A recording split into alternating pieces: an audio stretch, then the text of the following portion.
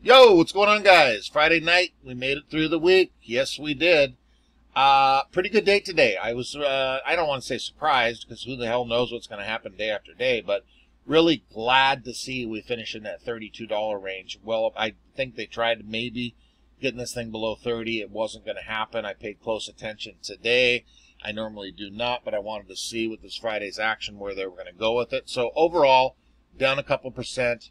Beautiful day. I love it. The consolidation was beautiful. Hovering in that $32 range is outstanding. I will take that. Price means nothing. I say it in every video. It's repetitive. It's stupid, but it's the truth. Have the shorts covered? No, they have not. So I got a good one here tonight. More, you guys know I'm a huge fan of LinkedIn. All them very important people with nice suits and ties and nice profile pictures and very good backgrounds. I found 3 more articles today. I'm just going to touch on one of them. They've been posted out there. They're getting a lot of traction. I've seen one of the guys, I think Peter Hahn, is going to get on Twitter and go on one of them Twitter spaces. I would love to listen on that. I'm going to try to dig deeper and find out when that is, if that is, and I'll keep you guys posted on that too. But really, you guys, look at this here. This has been floating around. I noticed this today or maybe yesterday. Long story short, just take a peek at it. This was Wednesday's trading, right? 94% of the share volume was buys. This is on AMC, obviously. And yet, the AMC price declined by 8%. How is this possible? 398,709 AMC shares were bought, but not reported until after the market closed. The order flow of these shares manipulated in an offline dark pool, so the 398K buy raised the price by 1 cent. That's just one example. That's what they're doing in the dark pools every day, boys and girls. Okay? Stop the dark pool madness. Okay, so there's the day. Today, 32.70, regular trading hours, light volume again on a Friday. Doesn't really matter, but I'm pretty happy with today's activities. More folks stepping in. Look at these. More 13Fs firing in here. The big one, Swiss National Bank, 832,000. The greens, you guys, are new positions in case you didn't know. Wolverine trading with a few shares sprinkled in there. Lincoln Variable Insurance Products. Big amount there. Oh, no, that's a different one. Anyway, Swiss National Bank, that's a pretty sizable chunk of shares there, boys and girls. So welcome aboard. I really, really loved seeing this tweet today by Double G Gary Gensler.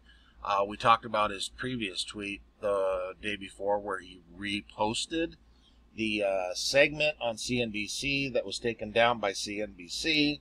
Double G reposted, and then he reposted this right here. Maybe just a little refresher to let everyone know, hey, behind the scenes, I'm not saying much. I'm kind of doing some things you guys know about. But then again, we do have a whistleblowers program, right? So I really love to see that from Double G today. That was outstanding. SEC awarded approximately $950 million to 193 individuals through the whistleblower program, with a little convenient link to the SEC whistleblower website there. So in case anybody out there knows anything about anything, feel free and click that link and turn them in. I love it. Our boy over here, Charlie's Vids, boy, this guy, I tell you what, the amount of rabbit holes, I said this a couple of weeks ago, he gets down these rabbit holes. This thing here, it looks like he is just starting on these new, look at his title right there is all you need to see. Speaking of Double G, Gary Gensler.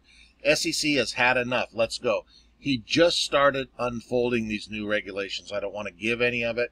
It's a new rule. He just literally uncovered it. I expect more to come. More importantly, if you have not and you want to stay on top of all of this stuff, Charlie does about the best job that you can do out there.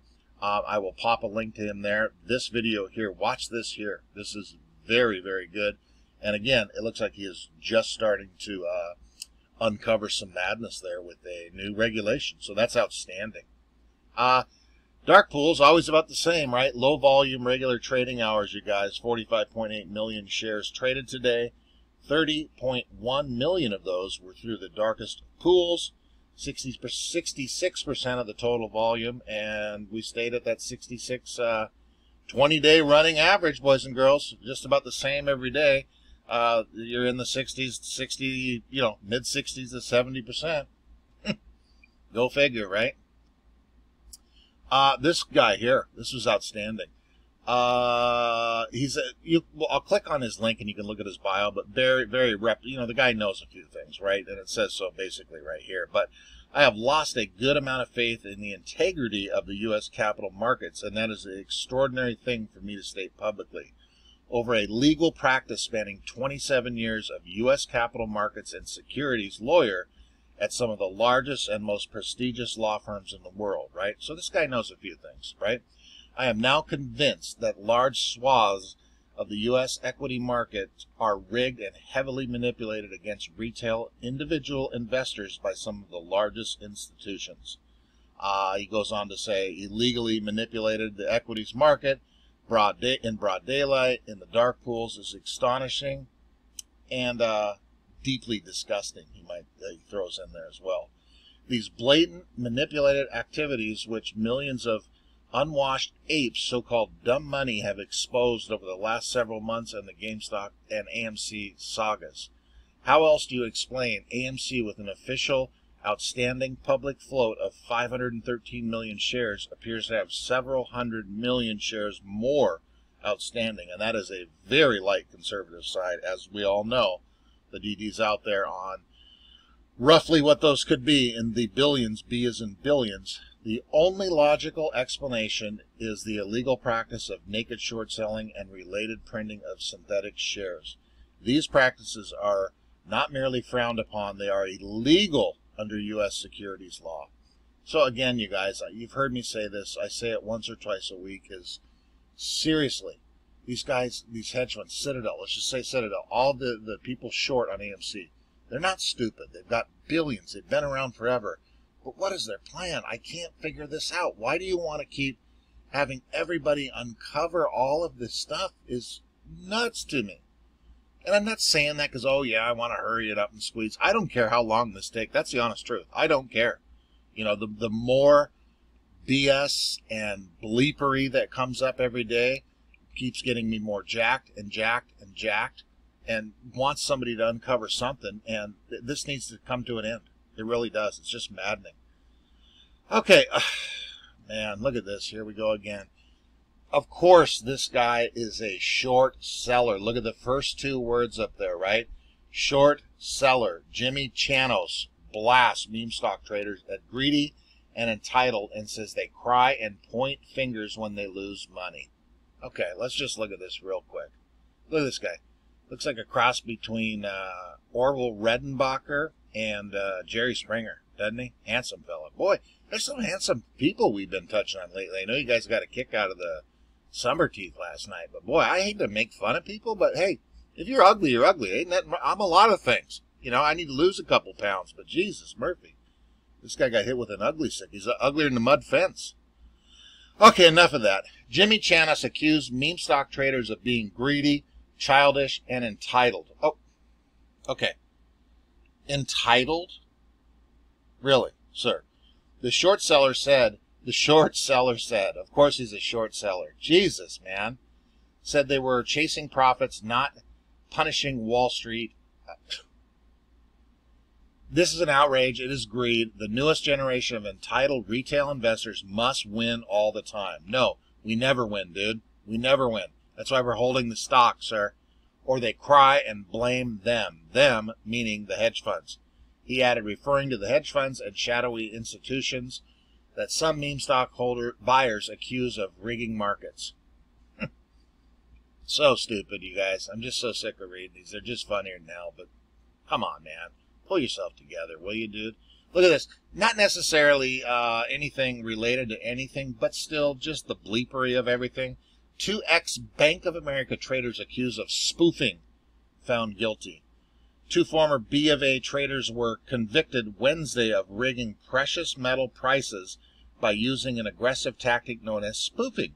The latest win for the prosecutors in a year-long effort to crack down on this practice.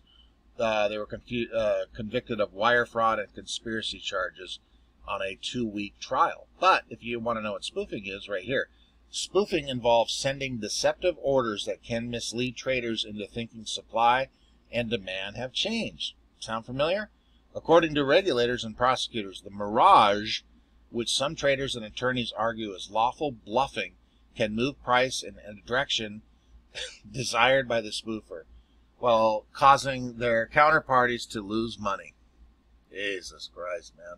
It's just all out in the middle of the open air here. Good night.